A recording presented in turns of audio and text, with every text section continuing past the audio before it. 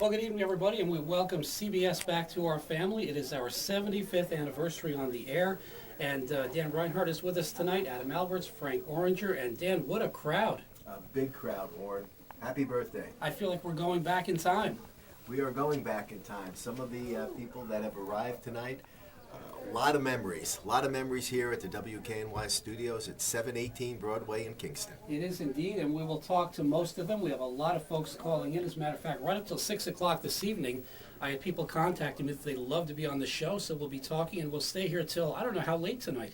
Well, we have a lot of food, and we do want to thank the people that have brought food over. Frank Guido, Little Italy. Lisa Chasen over Broadway Lights. What a job they've done with the food today. We're going to party. And the Sea Deli brought us some wonderful shrimp. Thank you so much. Really appreciate that. So, Dan, it was 1939, the year the Yankees won the World Series. The Green Bay Packers were the National Football League champions. The World Fair opened in New York City. It was the year Gone with the Wind, and The Wizard of Oz premiered at LaGuardia Airport in New York City opened that year. It was also the year this great radio station that we're part of, WKNY, that we are so proud of, first one on the airwaves at 8:15, 75 years ago this evening, and we're here to celebrate that tonight. And we will talk more about the actual on air at 8:15. And at 8:15 tonight, we'll be giving away those $75 gift certificates. But we want to talk a little bit before we move on here and start talking to some of the folks who are joining us. Let's talk a little bit, Dan, about how we first came to be here at WKNY and really some great memories. So you began, we were all very young. I was in high school. You were in high school. I was in high school. So tell the story. It was back in the late 60s. It was back in 1969 to be exact, and I met Joe Schuler. And I met Joe Schuler through Mike Perry, who was the Ulster County Community College basketball coach out in Stone Ridge. And Mike was doing sports. He was doing morning sports here at WKNY, and he introduced me to Joe Schuler. And, I look at Joe Schuler as the Chet Forty of sports here at WKNY, because Joe is very innovative. And I remember he said to me, I need you to do some stats during the football game. And I did stats. And with that said, all of a sudden Joe pushed a microphone in front of me and said, well, you have to do a halftime report and you have to do an end-of-the-game report, a post-game show. So we did the post-game show, and I was thrilled. I was in high school. And the next year, I went locally to college, and Joe called me up and said, I need you for the football games. I said, to do stats? No. He said, we're promoting you. And I said, a promotion? He said, you will become the man on the field. And at that time, there wasn't, even in the professional ranks, you didn't see the men on the field like you do today. And I remember for a couple of years, I was the man on the field. Wow. How old were you? And at that time, I was 18, 19 years old. Yeah, and here we are. And here we are. All these years later. Well, my story goes back, I always loved radio. When I was a kid, I think even in my bedroom I played DJ, so I knew this is what I wanted to do. So I was 16 years old in high school. And I started writing letters to radio DJs everywhere to see if I could, get an in to, at least come in and hang out and learn a little bit about radio. So I get a letter from Gary Mitchell. Remember Gary Mitchell? I do remember Gary Mitchell. He was actually Gary Zofield, his real name, but he used the name Gary Mitchell here on WKNY. He sent me the most beautiful letter. It must have been 25 pages long. He took so much time, all handwritten. He sent it to me, and he said, you have to call John Batodier. He's the guy. He's the program director here. Give him a call and, see what happens. So I called John. And John, of course, remember John's booming, wonderful voice? He had a great voice. John never called you by your name. It was always young man. Remember, young man, John. So he said, you know what, come on in, I'll talk to you, we'll see what we can do. So I was all excited. So it was Christmas time, 1972. We had just moved into the Fair Street studios, or they had, I wasn't there yet. So I came in, and we sat in, do you remember that little middle studio that was next to the main studio? I do. I think it was a production studio. I do. So Mark Allen was on the air, who, by the way, I think is going to call in later on this evening. We haven't heard from him in 40 years. But Mark Allen was on the air, and John said, do you see what he's doing, young man? I said, yeah. He says, do you think you can do that? I said, sure, I can do that. He says, no, you can't. You need a lot of training, and you'll have to stay around here. He was, that's how he was. So I said, okay, no problem. So I started hanging around with the guys and, ran out for coffee and did this, did that, did the other thing, and I just had to get into radio. So a couple months later, John called me up. It was the night before St. Patrick's Day, and Jim Sullivan, who was the overnight DJ, called in sick. And John says, I need you to fill in tonight. And I was so excited, So there I was, midnight that night, St. Patrick's Day morning. That was my first chance on the air. Do you remember the first song you played? I do. It was Rocky Mountain High by John Denver. And the second time I came around, saw Linda Rosner in the newsroom, and welcomed me aboard for that summer, the summer of '99. Yes, I kind of got the push into the newsroom, which was good. That was a good experience. It was a lot of fun, and got to meet a lot of local leaders, politicians, and what have you. And it was a very good experience in the newsroom. Yeah, and if we're the core four, then I'm the walk-on rookie. My deal was I was listening to the morning sports trivia every morning and calling in periodically to win. And one morning I called in with the right answer, which was a Peyton Manning playoff record question. What was his playoff record at that time? It was, I believe, 8-8. I got it right. And Warren said, "You win the prize."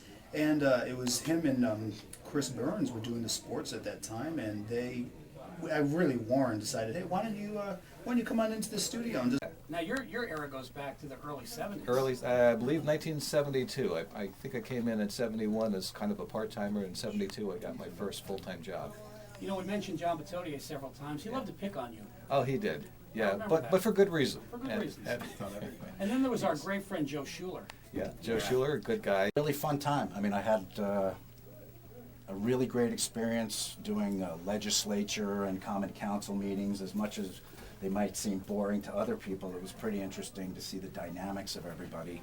And the other thing that I really enjoyed doing the most was the shows on Sundays, because I got to interview some really awesome people. What show was that now?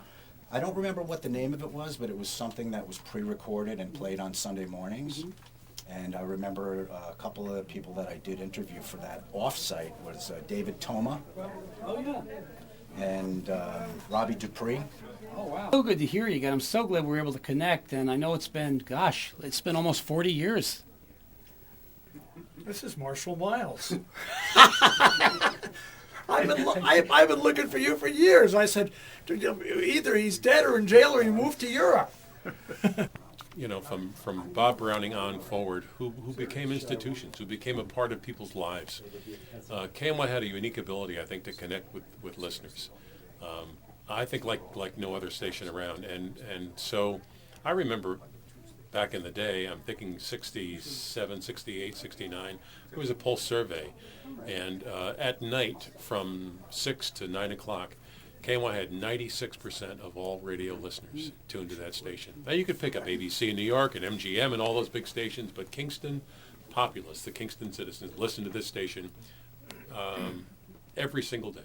This was the peak in Ulster County to work at KNY. So came to work with Bill Lang, who was the news director in 1970. After about a year, he left and went to Sullivan County to work, so I became the news director and stayed for a while. Then, as you know, came back in the mid-70s and stayed till 03. Yeah. So when you came back, you didn't do the mornings right away, though, I don't think. No, Joe hired me to come back as operations manager. I did the afternoon news for a little while, and then he was looking for an operations manager in 76. So I did that when we were on Fair Street, and then went back on the air in 84 doing the morning show. This was my start in the radio business back in 1984, 85. Yeah, I think it was the fall of 84 because I graduated from the New School of Contemporary Radio up at Albany.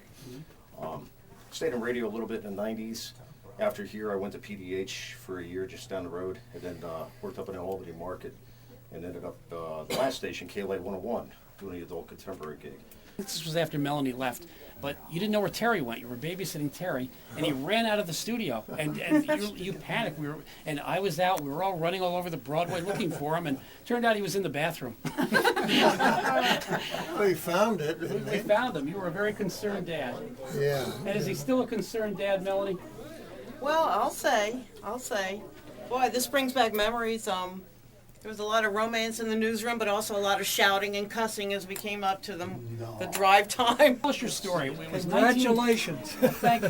1960 what when you started doing this? 64. And tell us about that. Well, I started on WBAZ, and I started on KNY at about 68. And it's an ad for our brokerage firm. So I don't actually work for the station. It's an ad for the brokerage firm. So I've been doing it I'm in my 51st year. When you're not here occasionally, people call up and say, where's Cappy Foster if you go away on vacation? So it's still popular. Oh, well, thank you. Good to see you. Good to see you. It's so exciting to be back. I can't believe all of these people. I'm so glad you Wow. called me and said you were going to stop by Yes, yes. Well, I'm working in Poughkeepsie now. at our sister station. That's right. This was my very first radio job. I'd Right gone in from this acting room. right in this In this room. very room, Kim. Yes. And it was, in fact, Linda Rosner's in the room. She hired me.